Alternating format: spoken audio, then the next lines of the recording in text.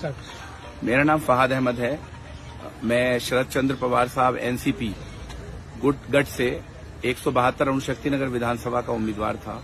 जैसा कि आप इलेक्शन कमीशन की वेबसाइट पे देख रहे थे, मैं लगातार जो है आगे चल रहा था। हत्ता कि 17वें राउंड तक जो है मैं आगे चल रहा था और कुल राउंड जो थे वो 19 थे।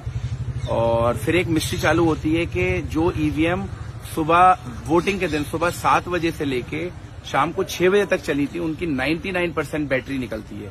और वो 99% बैटरी जहां जहां निकलती है उसमें मेरी जो सामने वाली उम्मीदवार हैं सना मलिक जी, जो सुबह से यहां नहीं आई थी, शायद उनको अंदाजा था। हम लोग यहां 5:30 बजे आ गए थे, लेकिन वो अब तक यहां नहीं आई थी, शायद उनको अंदाजा था।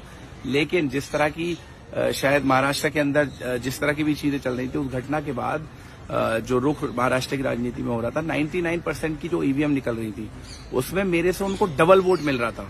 और बूथ पे वो मुझसे पीछे चल रही हैं, लेकिन जैसे ही कोई भी ईवीएम खुलती है जिसमें 99% बैटरी है, उस ईवीएम को कहीं ना कहीं किसी न किसी तरीके से उसमें डबल ट्रिपल का मार्जिन सना मलिक जी लेके चल रही हैं। ये बहुत ही चिंता का विषय है। मैं इलेक्शन कमीशन को अभी लिख रहा हूं रिकाउंटिंग के लिए, और मुझे पूरी उम्मीद है कि ये जो 99% बैटरी का जो मिथ है उसको लेकर कोई ना कोई जो है कारण और कोई ना कोई जो है जांच बैठाई जाएगी, और उस जांच से पहले किसी भी तरह के रिजल्ट की घोषणा। 148 में से 132 सीटें ले जा सकती है क्या बीजेपी? तो लोकसभा में क्या हो गया था? हमारी चिंता का विषय है चुनावी पारदर्शिता। बीजेपी की एक महिला नेत्री के घर से चुनाव आयोग की वेबसाइट में घुसकर नाम काटे जाने की शिकायत जयराम रमेश जी ने की थी, महाअघाड़ी के सारे नेताओं ने की थी। आप लोग कह सकते हैं और कह भी रहे हैं, सोशल मीडिया पर भी कह रहे हैं, मीडिया पर भी कह रहे हैं, अरे साहब झारखंड जीत गए तब तो नहीं बोलते कि चुनावी प्रक्रिया में गड़बड़ है। झारखंड, जम्मू कश्मीर, वहां लेवल प्लेइंग फील्ड देकर हमें जीतने दिया जाए, ये इस उम्मीद के साथ कि उसके बाद हमारा मुंह महाराष्ट्र में बंद हो जाएगा। माफ कीजिएगा, 148 में से 132 सीटें ले जा सकती है क्या बीजेपी? तो लोकसभा में क्या हो गया था? हमारी चिंता का विषय है चुनावी पारदर्शिता। बीजेपी की एक महिला नेत्री के घर से चुनाव आयोग की वेबसाइट में घुसकर नाम काटे जाने की शिकायत जयराम रमेश जी ने की थी, महाअघाड़ी के सारे नेताओं ने की थी। आप लोग कह सकते हैं और कह भी रहे हैं, सोशल मीडिया पर भी कह रहे हैं, मीडिया पर भी कह रहे हैं, अरे साहब झारखंड जीत गए तब तो नहीं बोलते कि चुनावी प्रक्रिया में गड़बड़ है। झारखंड, जम्मू कश्मीर, वहां लेवल प्लेइंग फील्ड देकर हमें जीतने दिया जाए, ये इस उम्मीद के साथ कि उसके बाद हमारा मुंह महाराष्ट्र में बंद हो जाएगा। माफ कीजिएगा, मुंह बंद नहीं होगा। जहां भारतीय जनता पार्टी को भारी लाभ लेना होता है, वो सारे दांव पेच वहीं खेले जाते हैं, बाकी जगह लेवल प्लेइंग फील्ड चलने दी जाए। जहां लेवल प्लेइंग फील्ड होती है। अध्यक्ष महोदय, ईवीएम पे मुझे कल भी भरोसा नहीं था, आज भी नहीं भरोसा।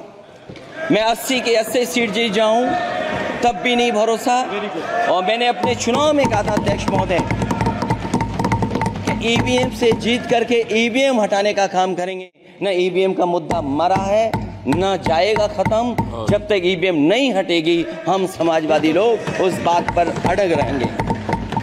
एक बात करूंगा, वो जरूर करूंगा, और हमारे अपोजिशन लीडर राहुल गांधी जी भी इसको मानेंगे। अरे हमारा सब जितनी भी शक्ति लगा के एससी, एसटी, ओबीसी, गरीब तबके के लोग, छोटे कम्युनिटी के लोग, ये लोग जो अपना वोट दे रहे हैं, वो वोट फुजूल जा रहा है। नहीं, वो ईवीएम छोड़ दो, हमको ईवीएम कुछ नहीं, हमको होना बैलेट पेपर पे वोट, बस।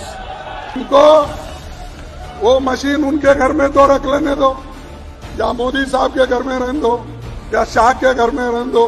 अगर किसी गोडाउन में, अहमदाबाद में बहुत से गोडाउन बने, वहां ले जाके रख लेने दो, हमको बस पेपर पे करो।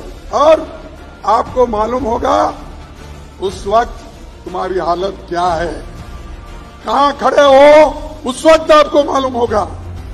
तो मैं ये अपने पार्टी के तरफ से एक मुहिम शुरू करना चाहिए। सभी लोगों